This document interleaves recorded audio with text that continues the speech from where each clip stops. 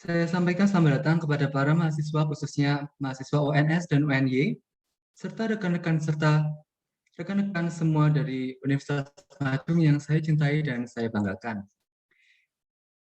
Sebelum kita memulai acara pada sore hari ini, alangkah baiknya kita berdoa untuk terlebih dahulu agar acara pada sore hari ini dapat diberikan kelancaran tanpa adanya kekurangan sedikit apapun. Berdoa dimulai.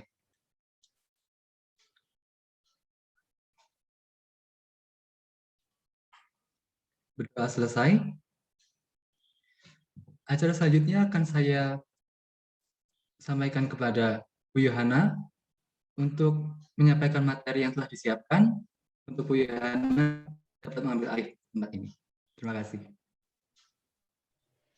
Ya, terima kasih Fari yang sudah memoderatori. Jadi perkenalkan, saya Yohana Dermalasari. Mungkin yang belum tahu saya, jadi saya dosen di Macung. Oke, selamat datang untuk teman-teman semuanya, untuk teman-teman yang bergerak, yang belajar BIPA atau sedang mau tahu tentang BIPA, dan yang sudah menjadi pengajar juga ada Mbak Wita ya, yang ada di Laos ini. Apa kabar Mbak Wita? Alhamdulillah baik. Selamat siang Mbak Yohana dan teman-teman semua. Iya. Gimana kabar di sana? Nggak mendung cuacanya? Alhamdulillah cerah sekali Mbak. Oke, Maaf kapan? belum mengaktifkan video, maaf nih. Oh, nggak apa-apa Mbak Wita. Terima kasih sudah mau mendengar sedikit remah-remah dari saya ini ya. Aduh enggak, saya yang harus banyak belajar sama Mbak Yohana nih kayaknya. Oke, Mbak Wita. Terima kasih Mbak Ya, Wita. sama-sama. Ya, selamat datang juga buat teman-teman mahasiswa. Semoga apapun yang akan saya sampaikan nanti ini bermanfaat untuk kalian. Jadi, sesuai apa yang sudah disampaikan oleh moderator, topik saya hari ini adalah tentang meneropong pembelajar asal Tiongkok. Kalau kita tahu sebenarnya di Indonesia itu ada banyak sekali orang yang suka atau mulai giat dengan yang namanya BIPA. Nah, mungkin untuk yang umum sebenarnya apa sih itu BIPA gitu kan.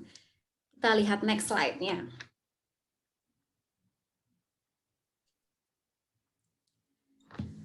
Nah, BIPA adalah bahasa Indonesia bagi penutur asing. Nah, kalau kita berbicara soal BIPA atau bahasa Indonesia bagi penutur asing, berarti kita erat kaitan dengan yang namanya SLA.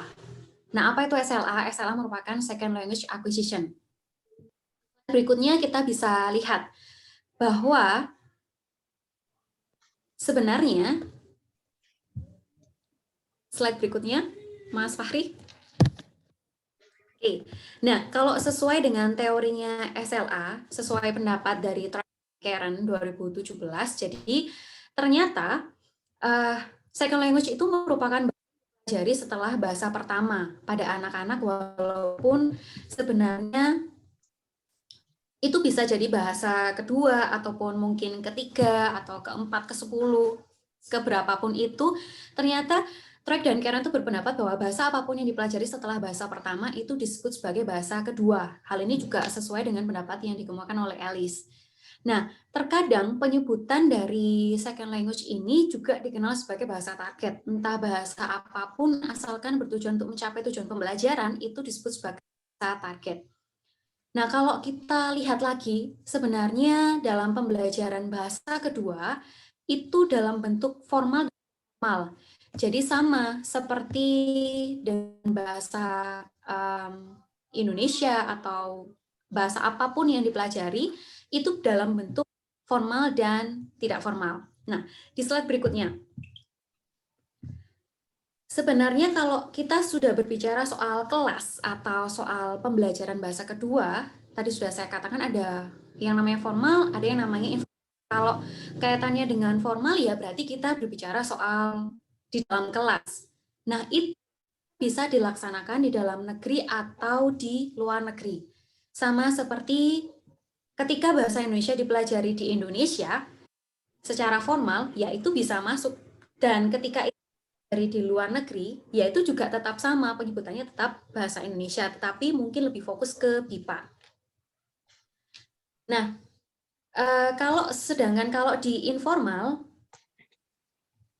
itu kita belajar dari yang namanya teman sejawat, dari saudara, dari film, dari lagu. Jadi sebenarnya ada banyak cara untuk belajar bahasa kedua ini.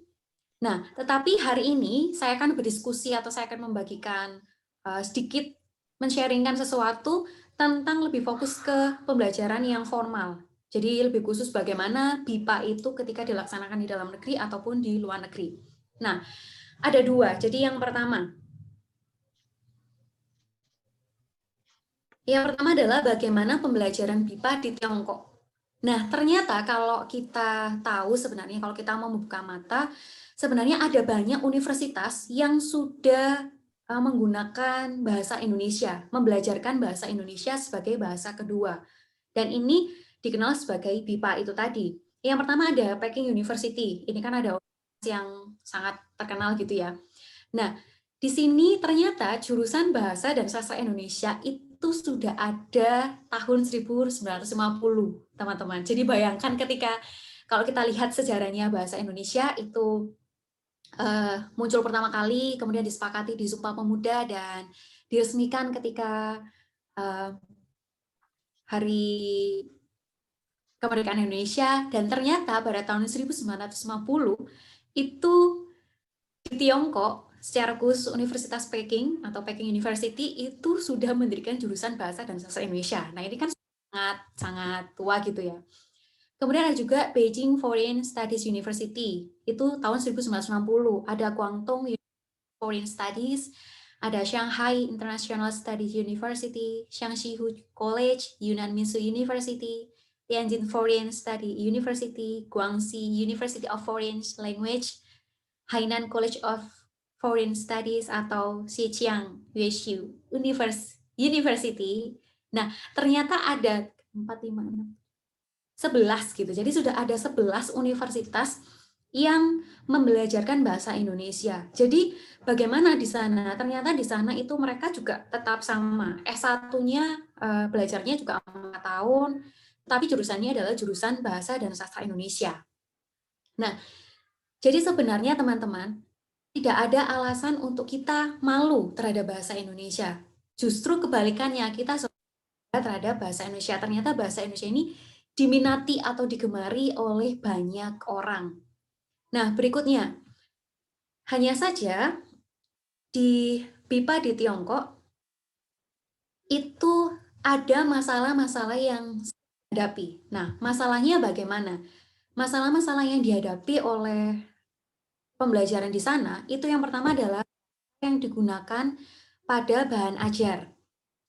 Nah, bahasanya, jadi ternyata kalau bahasa dari bahan ajar yang di sana, karena kita tahu ini yang buku yang tertera di Salindia, jadi ada tulisan pelajaran bahasa Indonesia, kemudian ada bahasa Indonesia yang atas. Nah, itu terbitannya dari Peking University. Jadi memang kalau kita tahu itu 1950 ya, berarti kemungkinan bukunya juga dibuatnya pada tahun-tahun mungkin 2000-an atau 1900-an. Nah, seperti itu. Sehingga bahasa yang muncul terkadang itu adalah bahasa yang novel. Nah, kalau kita tahu kan yang belajar sastra, misalnya istilah kata-kata andai kata, dikau. Nah, kata-kata yang seperti itu yang sebenarnya kalau di dalam pembelajaran BIPA sendiri itu boleh diajarkan atau mungkin itu akan diajarkan, tapi biasanya berada di level yang atas. Kemudian yang kedua, masalah yang kedua adalah belum banyak materi ajar menyimak. Nah, kita tahu kalau dalam keterampilan berbahasa ada 4 keterampilan ya. Menyimak, menulis, membaca, ataupun berbicara.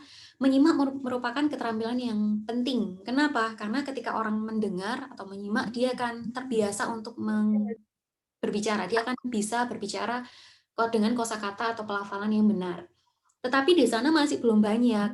Nah, oleh sebab itu biasanya di sana akan banyak dibutuhkan bahan ajar atau materi ajar yang khususnya adalah tentang menyimak.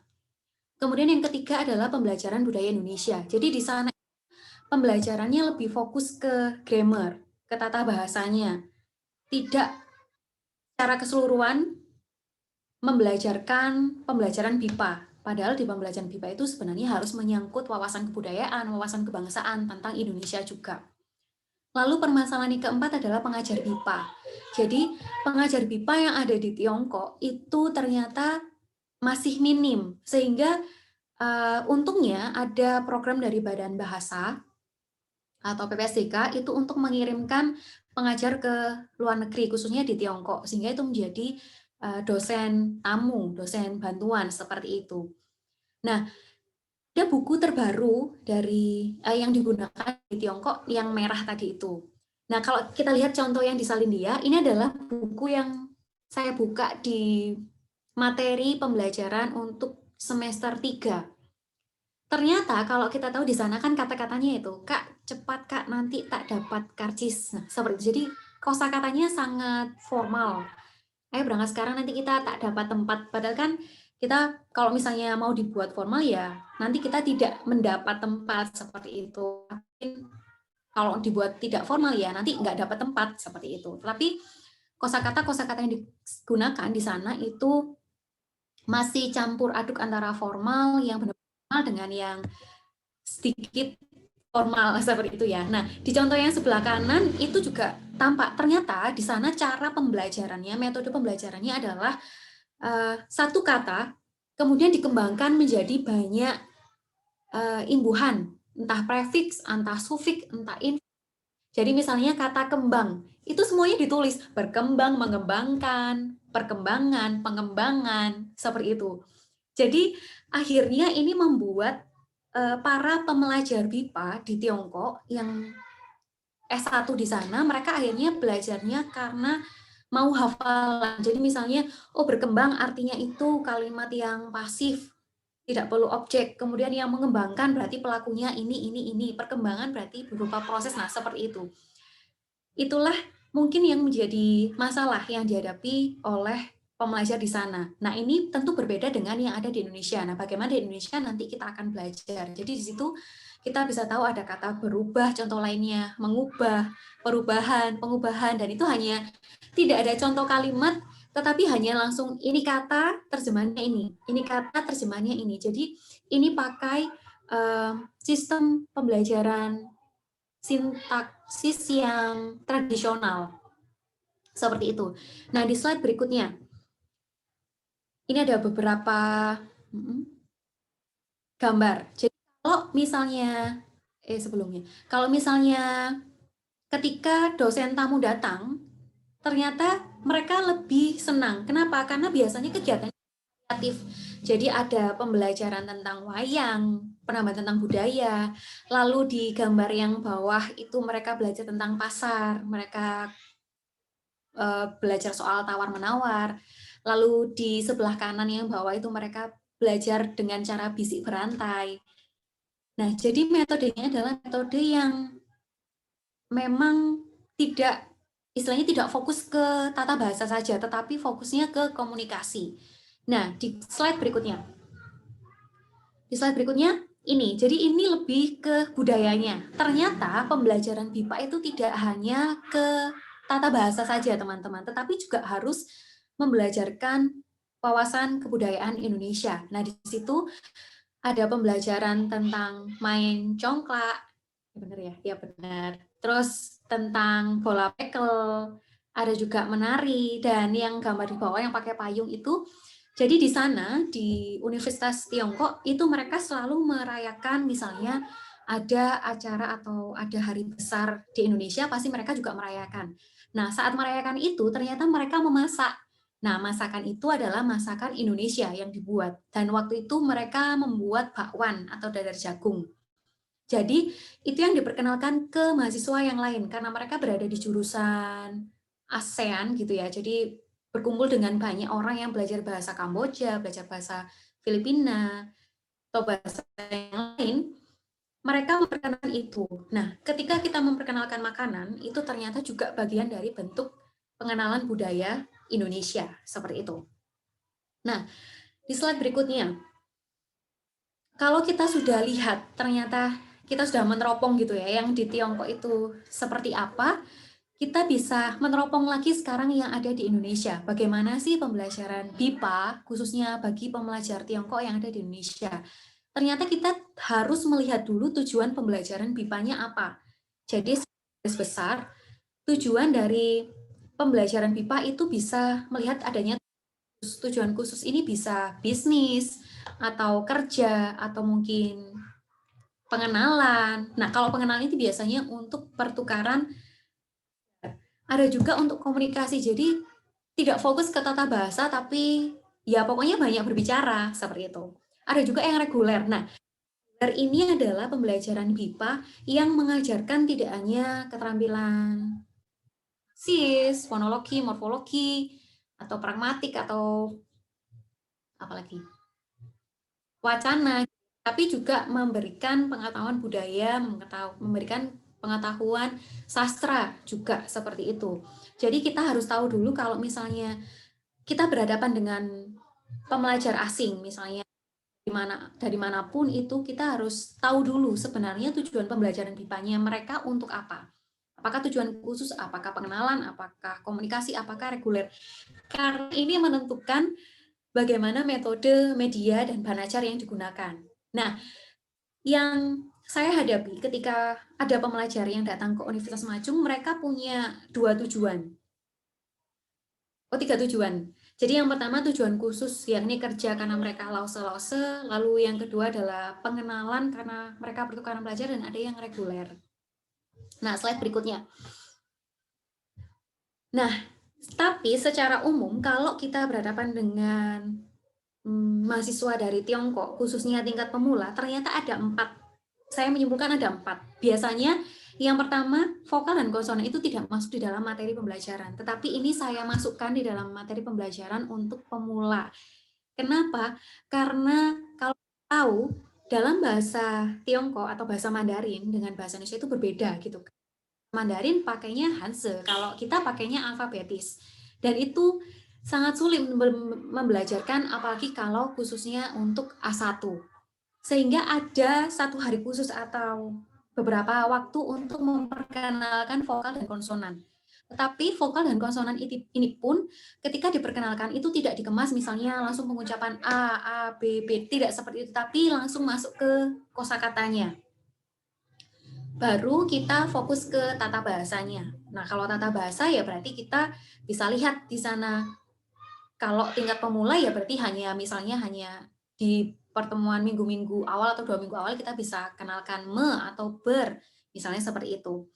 Kemudian kalau untuk budaya, di tingkat pemula pun akan berbeda dengan tingkat yang intermediate. Kenapa? Kalau budayanya di pemula kita bisa cantumkan mungkin permainan tradisional atau cara menawarkan atau mungkin makanan tradisional atau cara bersalaman. Tetapi kalau di tingkat yang lebih tinggi, ya budayanya pasti harus lebih tinggi. Misalnya kenapa orang Indonesia biasanya harus bersilaturahmi gitu misalnya, atau kenapa saat Idul Fitri harus mengucapkan ini. Nah, budayanya sudah lebih kompleks. Kemudian ada juga sastra. Nah, ternyata di tingkat pemula pun itu sudah diperkenalkan. Walaupun itu nanti diperkenalkannya di semester-semester akhir atau di beberapa bulan setelah mereka pengenalan. Jadi kesulitan ketika saya mengajarkan ke tingkat pemula karena berbeda sekali. Nah, ini lagi tujuannya. Kalau tadi tujuannya dia memang untuk bekerja, mereka akan lebih punya semangat ketika belajar. Tetapi kalau hanya sebagai pengenalan dari pertukaran pelajar, mereka biasanya, atau yang pernah saya hadapi adalah selama 3 bulan pembelajaran BIPA dilaksanakan seminggu sekali,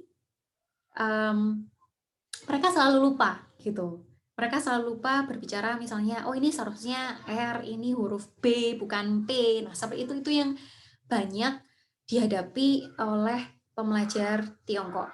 Nah, di slide berikutnya. Kalau buku ajar, kalau pertanyaan buku ajar yang digunakan di Indonesia, kalau tadi kan kita sudah lihat ya, buku ajar yang digunakan di Tiongkok ternyata fokusnya ke tata bahasa. Nah, sedangkan yang sekarang kalau yang digunakan di Indonesia ternyata mereka pakai bisa buku pengembangan mandiri dari lembaga. Jadi misalnya universitas atau lembaga BIPA di Universitas Macung atau di universitas lain itu mengembangkan berdasarkan tujuannya tadi, berdasarkan pesertanya, berdasarkan tujuan pembelajarannya. Nah, ada juga bantuan dari Kementerian Pendidikan dan Kebudayaan Republik Indonesia. Jadi dari Badan Pengembangan dan Pembinaan Bahasa itu mereka punya buku Sahabatku Indonesia. Nah, sebenarnya di sini juga cukup kompleks gitu untuk diperkenalkan, dan di buku A1 ini pun juga mulai dari vokal dan konsonan. Bahkan mulai dari warna juga gitu. Nah, ini memang bisa dipertimbangkan ketika kalian berhadapan dengan pembelajar apapun, secara khusus untuk Tiongkok. Nah, di slide berikutnya. Nah, ternyata kalau tadi kita tahu sudah kita lihat fokus ke tujuannya, ternyata itu menentukan juga akan diperkenalkan budaya apa. Nah, karena yang foto yang atas itu adalah mereka yang tujuannya untuk hanya berupa pengenalan, hanya untuk tahu saja bahasa Indonesia itu seperti apa, tidak khusus, maka itu disesuaikan dengan tujuan mereka datang ke Indonesia untuk apa. Nah, karena mereka dari jurusan sastra Inggris di Tongren University, mereka bertujuan untuk misalnya lebih fokus ke marketing, perhotelan, atau apapun itu, akhirnya diperkenalkannya juga tentang budaya-budaya seperti itu. Jadi mereka mencoba untuk yang foto yang di atas itu mereka mencoba untuk ke radio, lalu yang sebelah kanan mereka mencoba untuk menggunakan baju Bali karena mereka ceritanya itu sedang role play bahwa mereka ada di hotel yang nuansanya Bali seperti itu. Nah, sedangkan yang bawah itu adalah mereka yang bertujuan untuk kelas pekerja atau tujuan khusus. Nah, mereka adalah para lause-lause yang datang ke Indonesia, tepatnya ke Universitas Macung untuk mengajar bahasa Mandarin. Sehingga dalam materi pembelajarannya pun lebih fokus ke misalnya komunikasi, bahasanya seperti apa ketika berbicara ke mahasiswa, dan topik-topiknya pun disesuaikan dengan kebutuhan mereka. Nah, seperti itu. Berikutnya. Kemudian kalau ditanyakan, kalau tadi kita sudah tahu masalah yang dihadapi di Tiongkok, bagi pembelajar asal Tiongkok, kita sekarang melihat masalah yang dihadapi oleh pembelajar Tiongkok yang ada di Indonesia, BIPA di Indonesia. Ternyata yang pertama kelas yang heterogen. Maksud saya adalah ada kelas yang heterogen ketika mahasiswanya itu tidak jauh beda. Istilahnya antara A1, kemudian ada yang A3. Ini dilihat dari mana? Misalnya, ada mereka yang sudah di Indonesia selama 4 tahun, tetapi ada yang baru 2 minggu baru datang ke Indonesia. Otomatis pengetahuan bahasa mereka akan berbeda. Nah, kenapa? Kalau kita ingat bahwa di pembelajaran bahasa, kita bisa tahu ternyata behavioristik itu bisa berpengaruh. Behavior, kebiasaan, lingkungan itu bisa berpengaruh terhadap kemampuan berbahasa seseorang. Nah, selain dari pendapatnya Chomsky bahwa setiap manusia itu punya LAD gitu ya, Language Acquisition Device. Nah, itu yang membuat akhirnya ketika itu dimasukkan satu kelas, itu sangat sulit. Kenapa? Yaitu tadi kelas yang terlalu heterogen. Jadi heterogen itu yang saya maksud di sini bukan heterogen karena mungkin kemampuannya A1 pertama atau A1 kedua, tidak. Ini sangat berbeda jauh. Nah, ini yang membuat biasanya kelas akan akhirnya waktu saya mengajar itu harus terbagi. Misalnya di sini sudah bisa mengucapkan selamat pagi gitu ya. Di sini masih belajar berbicara S, E, M, selamat. Nah, masih seperti itu. Kemudian yang kedua, masalah yang dihadapi adalah pembelajaran yang tidak intensif. Artinya apa? Karena mungkin kesibukan atau mungkin karena bukan program reguler, sehingga pembelajarannya itu tidak intensif. Kemudian yang ketiga adalah buku ajar yang 2 bahasa. Jadi kalau menurut saya, ketika kita membelajarkan BIPA ke mahasiswa Tiongkok atau mungkin Korea atau mungkin Jepang, yang mereka punya penulisan yang berbeda, karena kan kalau di Mandarin tadi pakai Hanzi gitu ya, kalau di kita pakai alfabetis. Nah, itu akan lebih baik ketika ada buku ajar yang untuk level pemula, sangat-sangat pemula, ketika ada buku ajar yang 2 bahasa. Itu akan mempermudah mereka. Seperti itu. Nah, berikutnya. Saya mencoba untuk mengamati. Nah, saya mencoba mengamati tentang bunyi simakan. Jadi apakah mereka, ini saya coba di tingkat pemula yang level A2. Jadi pemula tapi sudah belajar bahasa Indonesia. Ternyata mereka, walaupun mereka sudah 3 tahun di Indonesia, 2 tahun di Indonesia, ternyata mereka masih banyak kesalahan bunyi hasil simakan. Jadi mereka menyimak dan mereka mencoba menulis kembali atau mengisi jawaban pertanyaan rumpang.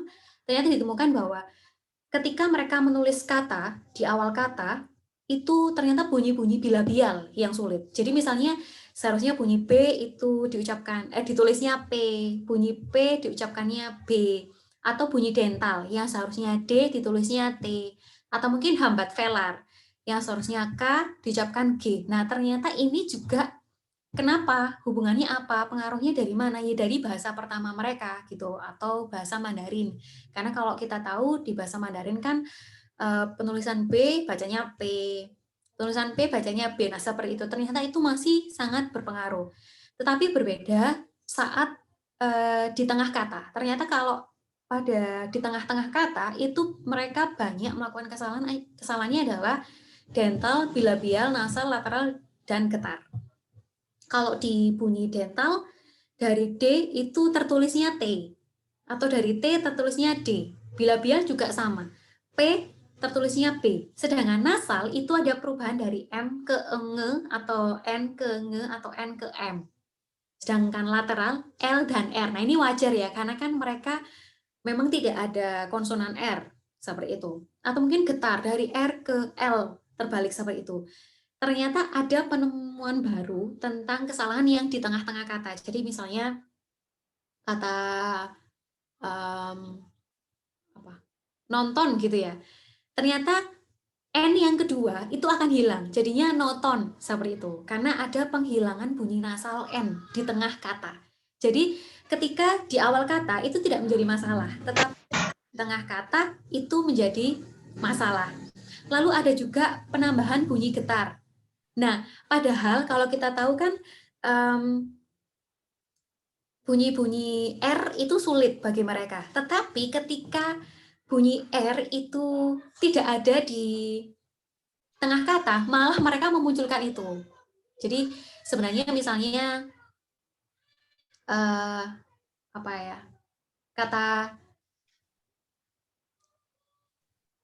kata jual gitu ya, mereka akan menulisnya jadinya jural. Nah, seperti itu mungkin karena dekat dengan L sehingga mereka menangkapnya adalah ada R-nya di tengah-tengah, seperti itu. Nah, berbeda lagi hasilnya ketika kesalahan di akhir kata. Ternyata di akhir kata itu ada penghilangan bunyi-bunyi hambat, bunyi H, ataupun penghilangan bunyi frikatif K. Ternyata kalau di akhir kata biasanya kita menulis rumah, jadinya hanya rumah, ditulisnya hanya rumah. Jadi mereka tidak mendengar huruf H itu. Nah, ini wajar. Kenapa? Karena kalau kita sendiri, kita orang native speaker, ketika kita berbicara bahasa Indonesia, biasanya H ketika itu berada di akhir kata, itu biasanya hanya angin lalu gitu ya, artinya tidak terdengar jelas, sehingga mereka wajar saja kalau ini sering mereka hadapi bahwa mereka melakukan kesalahan ketika menyimak huruf H yang berada di belakang ataupun K. Jadi misalnya marah, jadinya marah saja gitu. Atau mungkin perubahan bunyi nasal dari nge ke M dan nge ke N. Atau mungkin frikatif ke getar, jadi S ke R. Dan frikatif glotal, misalnya dari H ke T. Nah, ternyata kesalahan-kesalahan ini baik dari awal, tengah, ataupun akhir, ini masih terpengaruh dengan bahasa yang pertama. Jadi dari bahasa Mandarin mereka. Nah, ini menunjukkan bahwa ternyata di dalam pembelajaran BIPA itu sebenarnya materi-materi yang diajarkan tentang menyimak ke pemula itu memang harus dibiasakan sejak awal. Oleh sebab itu, kenapa biasanya di pembelajaran BIPA itu ada yang namanya tutor. ada yang namanya mungkin mitra belajar atau teman belajar, supaya mereka terbiasa menyimak. Nah, ini yang membuat pembelajaran di Indonesia dengan di Tiongkok berbeda. Kalau tadi kan kita lihat masalah yang dihadapi di Tiongkok adalah materi ajar menyimak yang kurang, padahal mereka tidak bertemu dengan banyak orang Indonesia. Tetapi ketika mereka datang ke Indonesia, mereka apapun yang mereka dengar pasti berbicara, kalau tidak bahasa Indonesia ya bahasa Jawa gitu ya. Kalau misalnya kelas mereka di bahasa Jawa. Nah, itu rupanya cukup membantu mereka untuk semakin tahu tentang pembelajaran, semakin mengenal tentang bahasa Indonesia seperti itu. Nah, berikutnya. Jadi sebenarnya kalau ada yang bertanya atau mungkin ada yang sedang menggeluti tentang BIPA, bagaimana menjadi seorang pengajar BIPA itu bisa dilihat dari dua hal. Yang pertama adalah kompetensi dasar dan yang kedua adalah kompetensi khusus. Di situ saya tuliskan KD atau kompetensi dasar. Jadi secara kompetensi dasar sebenarnya pengajar BIPA itu yang pertama harus profesional. Artinya apa? Menguasai dan mahir berbahasa Indonesia. Kenapa? Jangan sampai misalnya kalian tulis di depan gitu, tapi kalian menulisnya digabung. Padahal aturannya kan seharusnya kalau di nama tempat itu harus dipisah. Nah, jangan sampai nanti mahasiswanya tulisannya benar, tapi kita gurunya, maksudnya kita yang malah yang salah. Seperti itu adalah salah satu contoh yang sepele. Lalu yang kedua adalah kemampuan dasar pedagogik. Jadi kemampuan yang pengetahuan, ada teori dan praktek pembelajaran bahasa Indonesia sebagai bahasa kedua. Jadi karena berbeda materi yang diajarkan, kalau di bahasa Indonesia untuk perguruan tinggi ya mereka belajar menulis karya ilmiah. Tetapi kalau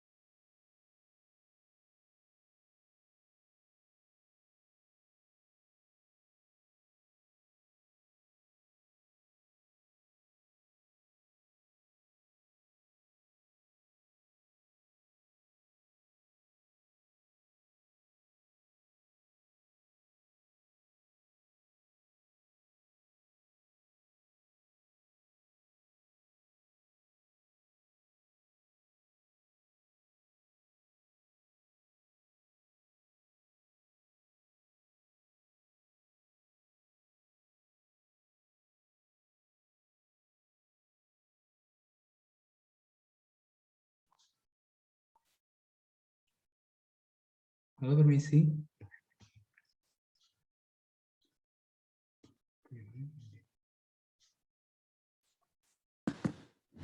oke, Iya, nanya. masuk lagi nih. Maaf ya, Indigomnya tiba-tiba hilang. Oh, iya. Oke, tadi saya sampai mana ya? Waduh, sepertinya Indihome lelah dengan kata-kata saya ini. Bagaimana ini, Bu? Bagaimana jadi pengajar BIPA? Oh ya, masih di KD ya tadi ya, di nomor 3. Iya. Oke, saya lanjutkan deh. Maaf ya teman-teman semuanya, ya ampun, ya gini nih loh kalau online itu ya. Apalagi kalau pembelajaran BIPA online, nah itu bisa dibayangkan betapa rempongnya gitu ya. Oke, nah yang berikutnya. Terkait dengan tadi, mana tadi? Oke, yang masih di atas ya, masih di kompetensi dasar. Di nomor 2, jadi terkait dengan kemampuan pedagogi tadi, saya lanjutkan ke kemampuan yang ketiga. Nah, kemampuan yang ketiga itu adalah, mana tadi? Masih di atasnya Mas Fahri. Nah, tentang kepribadian. Jadi, tentang kepribadian ini sebenarnya karena kalian datang atau karena kalian mengajarkan sesuatu, kalian menjadi wakil dari Indonesia, sehingga sebenarnya sikap yang diperlukan adalah karakteristik dari orang Indonesia. Jadi ketika misalnya kalian berhadapan dengan mahasiswa yang kok orang Indonesia misalnya suka membakar sampah ketika sore hari, padahal itu kalau misalnya di Jepang itu nggak pernah ada seperti itu ya. Nah, kalian bisa munculkan yang lainnya, misalnya, oh iya karena misalnya karena mungkin ada beberapa orang yang tidak tahu bahwa itu salah satu hal yang menimbulkan polusi, tetapi Mbak, Mas, gitu, sekarang Indonesia itu sedang bergerak untuk memerangi sampah dengan cara adanya bank sampah misalnya. Nah, itu cara supaya kalian ketika kalian berhadapan dengan pertanyaan-pertanyaan seperti itu dari mahasiswa, kalian bukan berarti malah, oh iya emang orang Indonesia itu gini. Nah, jangan seperti itu teman-teman, karena kalian adalah wakil dari Indonesia yang seharusnya memberikan contoh yang baik. Jadi misalnya ada hal yang negatif mungkin tentang Indonesia, ya kita tahu bahwa itu negatif, tapi kita akhirnya memunculkan yang positifnya lagi gitu. Jadi misalnya kok banyak sampah di sini atau misalnya di sungai atau dimanapun itu, kita bisa beritahu bahwa oh tetapi sekarang Indonesia sedang bergerak loh, pemerintah sedang membuat program khusus untuk bank sampah, bahkan ada UMKM yang sudah memanfaatkan sampah berubah menjadi ini seperti itu, sehingga mereka punya mindset, punya pikiran, pandangan yang lebih luas, mereka punya apa istilahnya, kecintaan yang baru terhadap Indonesia seperti itu. Itu adalah kepribadian yang diperlukan bagi pengajar BIPA. Lalu yang keempat adalah sosial. Jadi kalian harus bisa tahu, misalnya paham dan menunjukkan sikap yang sosial. Karena biasanya orang asing datang, lalu mereka kok banyak yang tahu mau kemana. Padahal kalau orang asing, apalagi kalau orang Amerika, mereka tidak senang ditanyai seperti itu. Nah, kalian bisa jelaskan itu kenapa di Indonesia suka seperti itu, atau mungkin suka tanya, sudah nikah atau belum? Nah, pertanyaan-pertanyaan seperti itu yang kalian harus punya kemampuan untuk membelokkan gitu ya istilahnya, seperti itu. Itu adalah kompetensi dasar. Nah, ada yang disebut sebagai kompetensi khusus bagi pengajar BIPA. Kompetensi khususnya apa? Nah, yang pertama, Mas Fahri, adalah wawasan kebangsaan. Jadi wawasan tentang Indonesia yang komprehensif, karena ini diperlukan. Jadi misalnya memang kalian bisa menjelaskan tentang Indonesia, kapan bahasa Indonesia muncul, kenapa dimulai dari bahasa Melayu, atau kapan Indonesia merdeka, yang minimal itu kalian harus tahu. Pancasila, nah seperti itu. Atau mungkin kemampuan BA atau kemampuan bahasa asing. Nah ini diperlukan untuk komunikasi, pembelajaran, dan diplomasi. Ada juga budaya dan seni. Kalau misalnya kalian bisa menari, ya itu diperkenalkan gitu. Seni ya diperkenalkan. Nah di sini ada teman saya Mbak Wita tadi itu pandai sekali menarinya gitu. Jadi dia sudah dikirim kemana-mana menari dia. Nah seperti itu. Ada juga teknologi dan komunikasi. Jadi ini diperlukan untuk memberikan pembelajaran yang metodenya berbeda. Karena kita tahu tadi kan sudah kita teropong ya, yang di Tiongkok tadi ternyata buku yang mereka gunakan itu kebanyakan masih menggunakan pembelajaran sintakmatik yang tradisional. Nah, sementara kalau kita tahu sekarang bahwa komunikasi itu diperlukan dalam pembelajaran tata bahasa, sehingga teknologi dan komunikasi itu bisa dipakai gitu. Misalnya pembelajaran yang tentang imbuhan ber, nah kita bisa pakai word wall untuk bermain tentang imbuhan ber, atau mungkin kita belajar tentang sastra, kita bisa pakai Padlet, atau mungkin kita belajar subjek, predikat, objek, kita bisa pakai Kahoot. Nah, seperti itu. Jadi, itu adalah kemampuan pengajar BIPA khusus. Jadi, yang memang bisa jadi tambahan, bisa jadi itu sebagai rujukan. Seperti itu. Nah, sepertinya sudah selesai slide saya.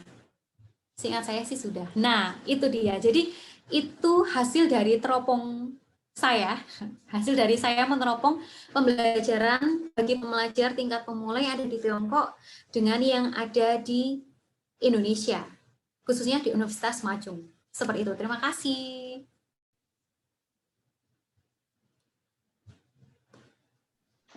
Baik, menarik sekali ya pemateri pada sore hari ini. Jadi untuk pembelajaran bebas sendiri itu bahasa Indonesia sekarang itu diminati oleh para pembelajar khususnya di Tiongkok. Oleh karena itu materi ini diharapkan dapat membuat minat bagi para pengajar bahasa Indonesia lebih giat lagi untuk belajar untuk memperkenalkan budaya Indonesia kepada masyarakat Tiongkok, terlebih lagi dapat go internasional ya Bu ya, semoganya lebih baik lagi. Nah di sini ada beberapa pertanyaan.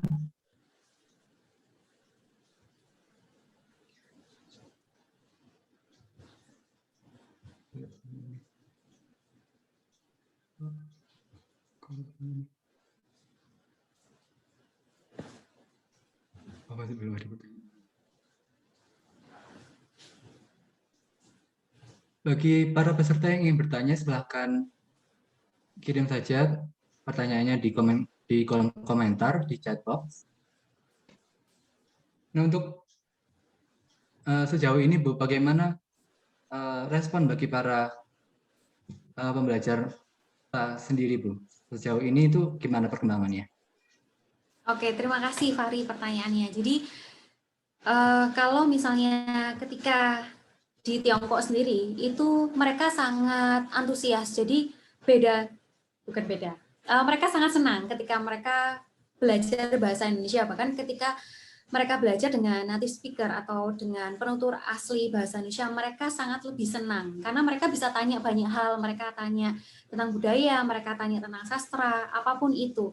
Nah, ketika mereka pun belajar di Indonesia, ternyata mereka juga sama. Walaupun mungkin beberapa ketika tingkat pemula yang sangat dasar itu mereka lebih banyaknya adalah mereka masih merasa ini terlalu sulit gitu karena ketemu R gitu ya. R kan sangat sulit bagi mereka. R itu sangat sulit gitu. Jadi beberapa itu tadi kalau melihat tujuannya mereka hanya untuk pengenalan, kebanyakan mereka pesimis.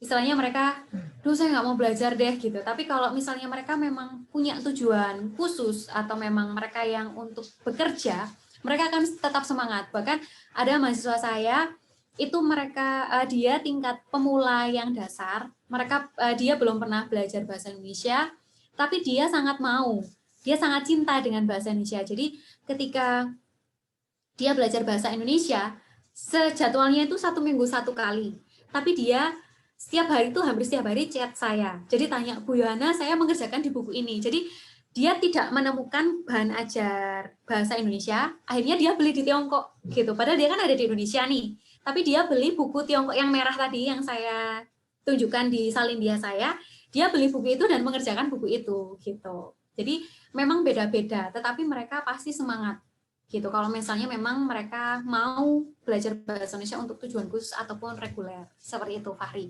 Balik lagi ke tujuan awal ya Bu ya, untuk motivasi itu didasari dengan tujuan yang ingin dicapai ya. Iya betul. Nah ini ada pertanyaan dari Ahmad Fajar Habibi. Kak, bagaimana sisi yang perlu diketahui oleh pengajar BIPA di Tiongkok? Terima kasih. Oke, terima kasih. Pertanyaan yang menarik. Jadi oleh pengajar BIPA dari Indonesia yang ke Tiongkok ya pertanyaannya, bukan di Indonesia kan ya? Benar nggak, Ahmad Fajar? Iya, betul. Oke, betul. Jadi kalau ketika CCU kita dikirim ke Tiongkok, kita mengajar di sana, yang pertama adalah kita tetap menghargai privasi mereka. Jadi jangan sampai bertanya tentang hal yang privat, tentang mereka udah punya pacar atau belum, udah nikah atau belum. Nah, itu pertanyaannya tetap sesuatu yang riskan gitu.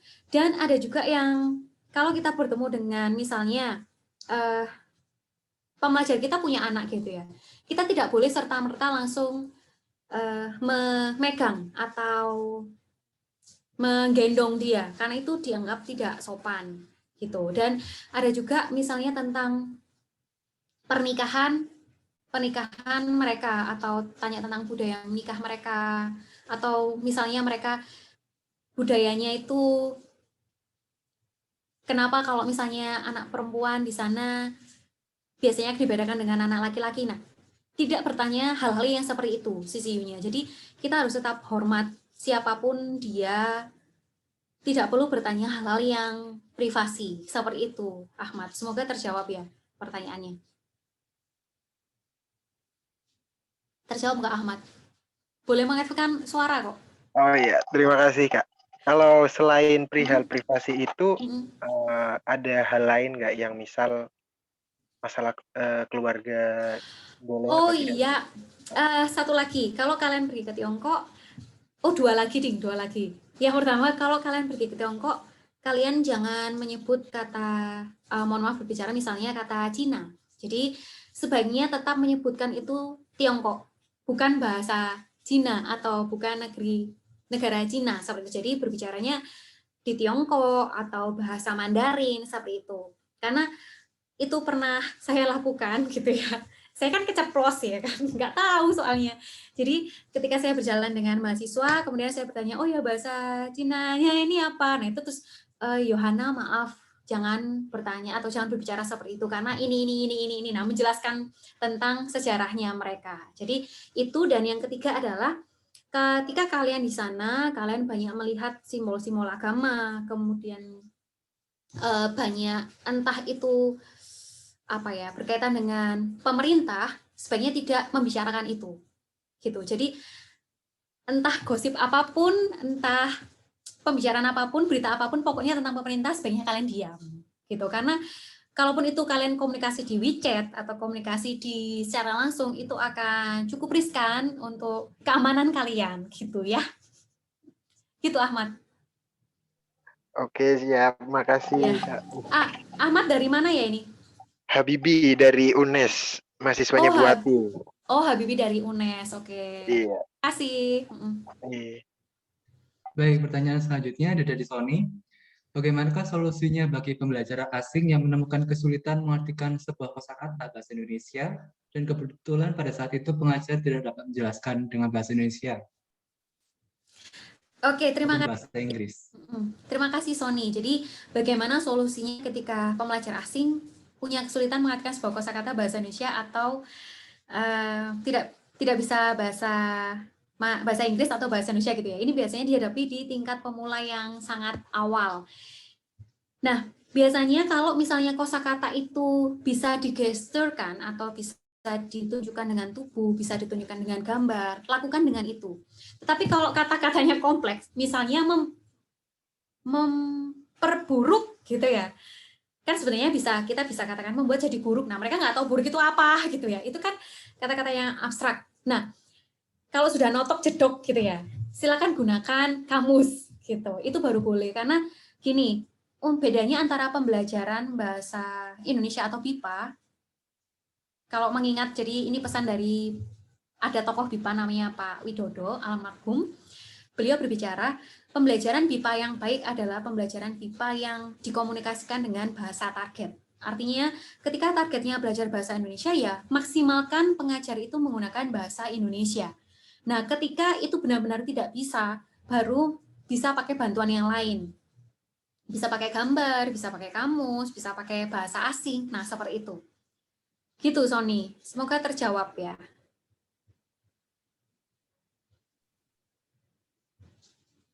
Baiklah. Apakah terjawab, Sony? Terjawab sepertinya. Ya, terjawab ya, Bu. Iya. Pertanyaan selanjutnya ada dari Roslina Sawitri. Bagaimana kakak mengajarkan kemampuan menulis secara daring? Bagaimana supaya menarik dan tetap efektif? Wah, terima kasih nih Bu Roslina. Waduh, ini senior saya ini.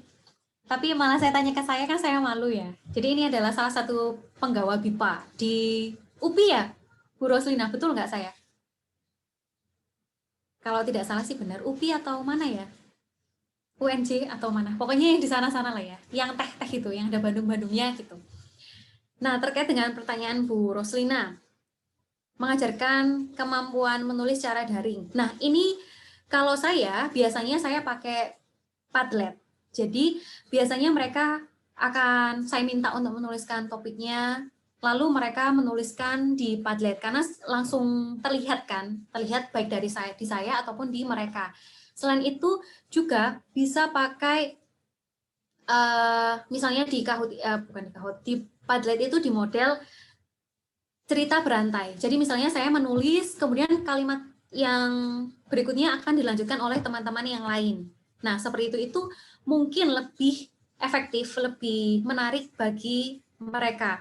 Tetapi selain itu, ketika menulis secara daring, karena kan biasanya kalau daring itu kelemahannya adalah mereka banyak membaca. Akhirnya mereka banyak membaca, banyak menyimak, akhirnya mereka lupa untuk menulis. Padahal kalau kita tahu sendiri kemampuan bahasa itu dapat berkembang ketika 4 keterampilan ini bisa bersanding bersama-sama. Seperti itu. Jadi caranya kita bisa pakai main di word wall juga bisa. Jadi mereka dikasih topik, mereka akan menulis, itu bisa. Karena kalau di word wall gitu ya, mereka bisa pilih. Kitanya bisa pilih pakai yang mana, entah dibuat permainan mengejar sesuatu di map atau apapun itu untuk menulis sesuatu, nah itu bisa. Seperti itu Bu Roslina. Itu sih kalau biasanya yang saya lakukan. Mungkin kalau ada teman-teman lain juga mau menambahkan juga boleh. Semoga terjawab ya Bu Roslina.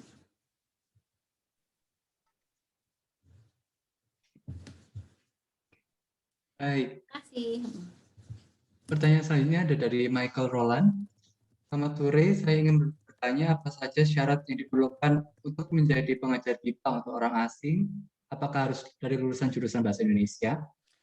Oke, terima kasih Michael Roland Wijaya. Jadi, kalau kamu mau menjadi pengajar Bahasa Indonesia, tadi seperti yang sudah saya sampaikan di Salindia, selain dari ada kemampuan dasar dan kemampuan pedagogi itu, biasanya kalian akan dicek yang namanya UKBI. Jadi UKBI itu adalah ujian kompetensi berbahasa Indonesia. Kalau misalnya untuk BIPA berarti ada namanya UKBIPA. Nah, kalau kalian, karena gini, setiap tahun di Badan Bahasa itu akan membuka lowongan untuk pengajar yang tertarik mengajar bahasa Indonesia di luar negeri. Nah, biasanya mereka akan menempatkan sesuai kemampuan bahasa kalian. Misalnya, tapi juga terkadang melihat kemampuan mungkin kemampuan budaya, kemampuan literasi, kemampuan wawasan kalian. Nah, seperti itu. Karena ada tes wawancara, tes praktek mengajar, dan syarat administrasinya itu kalau misalnya kalian punya HSK, itu harus dicantumkan. Kalau misalnya kalian punya TOEFL, itu harus dicantumkan. Kalau misalnya, bukan kalau misalnya, nah ini wajib yang namanya UKBI. Jadi, UKBI itu apa? Ya, UKBI itu adalah tes bahasa Indonesia. Jadi misalnya ada kalimat, kalian harus menggunakan, kalian mengisinya nanti pakai kata-kata beribuan apa, seperti itu. Jadi hampir sama seperti bahasa Inggris. Nah, UKBI ini pun adanya hanya di Badan Bahasa Jawa Timur. Jadi kalau misalnya kalian mau memang berniat untuk mendaftar secara administrasi, kalian bisa daftarkan dulu, tes dulu UKBI. Seperti itu, karena di UKBI itu nanti ada 7 level berbahasa. Gitu, Michael. Jadi nggak harus lulusan jurusan bahasa Indonesia ya. Seperti itu. Semoga terjawab, Michael Roland. Baik, terima kasih Bu Yana. Baik, apakah ada pertanyaan lain?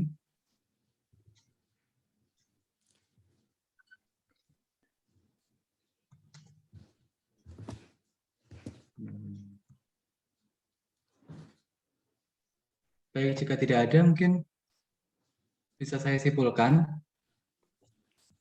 pembelajaran BIPA pada masa saat ini itu menjadi trending ya, menjadi banyak diminati karena banyak kebutuhan, salah satunya seperti pengajaran bahasa Indonesia di Tiongkok, kemudian urusan bisnis, pekerjaan, perhotelan, dan lain sebagainya. Oleh karena itu, pembelajaran BIPA sendiri sangat dibutuhkan karena berbagai kebutuhan yang telah disebutkan oleh Bu Yohana tadi. Oleh karena itu, dalam menghadapi berbagai pengajaran BIPA, terdapat beberapa masalah yang dihadapi di Indonesia, antara lain pengetahuan bahasa, pembelajaran yang tidak intensif, dan kemudian penggunaan buku ajar yang menggunakan dua bahasa. Oleh karena itu, Bu Yohana sendiri eh,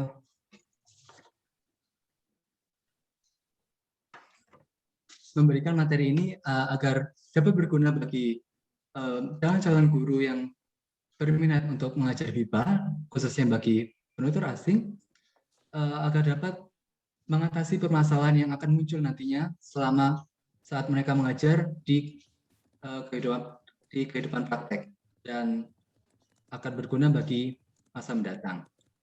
Mungkin seperti itu ya Bu Yana. Iya, betul sekali. Ada yang ingin ditambahkan mungkin?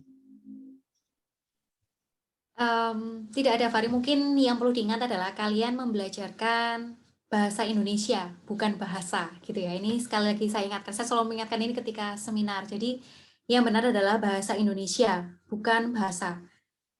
Saya berbicara bahasa Indonesia, bukan saya berbicara bahasa, gitu. Kenapa? Karena Indonesia itu menunjukkan identitas kita dan menunjukkan bahwa itu adalah bahasa yang disepakati oleh orang-orang ketika Sumpah Pemuda, sehingga yang digunakan ya bahasa Indonesia, bukan I speak bahasa. Itu sangat salah sekali. Jadi kalau kalian dengan bangga gitu ya bertemu dengan orang asing, oh ya, do you speak bahasa? Oh yeah, I can speak bahasa. Nah itu salah sekali gitu ya. Jadi tunjukkan identitas bahwa kalian bangga terhadap bahasa Indonesia sehingga penyebutannya adalah bahasa Indonesia. Jadi selamat Hari Kebangkitan Nasional dan jangan lupa bahasa Indonesia. Ya. Baik Bu. Terima kasih atas materi yang disampaikan pada hari ini. Sama-sama. Kepada para peserta, dimohon untuk tidak meninggalkan room terlebih dahulu, karena saya akan bagikan link registrasi untuk digunakan untuk absensi.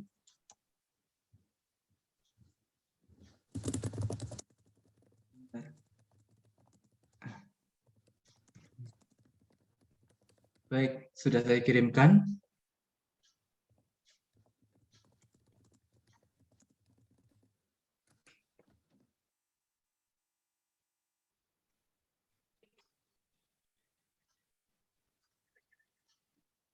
Ya, jadi itu linknya hanya berlaku 1 jam, teman-teman. Jadi silakan diisi. Nah, nanti silakan dicek di email kalian, entah di kotak masuk atau di spam. Karena kalau misalnya belum masuk, kalian bisa komunikasikan dengan kami. Karena biasanya sertifikat akan langsung masuk seperti itu. Ya, Fahri ya? Betul? Betul. Dan jangan lupa diisi juga asal institusinya, sehingga tidak membingungkan si pihak pembuat sertifikat untuk membedakan mana yang Universitas Macung atau instansi lain. Karena ada instansi lainnya yang bergabung di sini, bukan hanya dari Universitas Macung saja.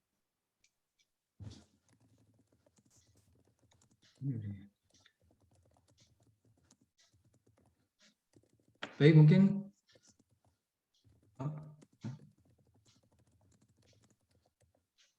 sudah bisa dibuka. Tunggu sebentar.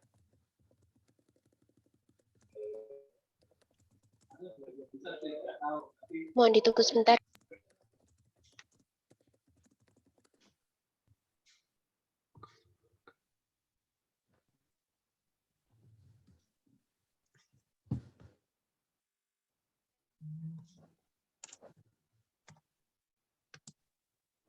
Di saya bisa, Fahri. Apa saya kirimkan ulang saja ya? Mungkin tadi ada error mungkin. Sebentar.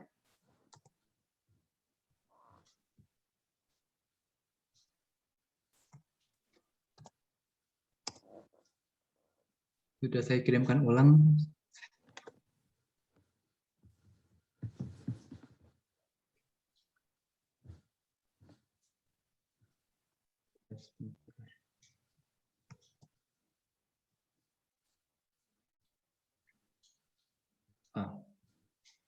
Sudah bisa dibuka, Bu?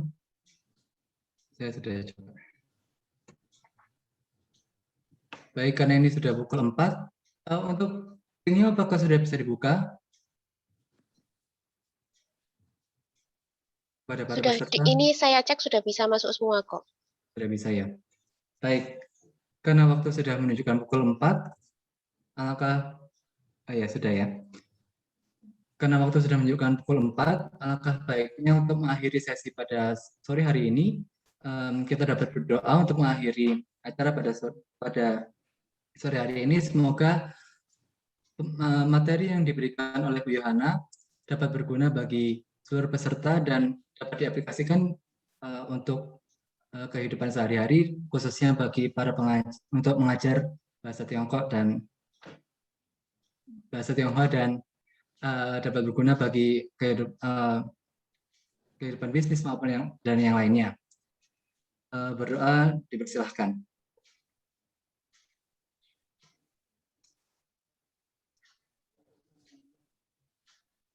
Berdoa selesai. Terima kasih kepada para peserta yang telah hadir dan menyempatkan waktunya pada sore hari ini. Dan Terima kasih semua. Semoga manfaat. Terima kasih Bu Terima Yohana. kasih, Bu. Terima kasih. Bu Yohana. Terima kasih. Sampai jumpa. Terima kasih. Terima kasih, Bu.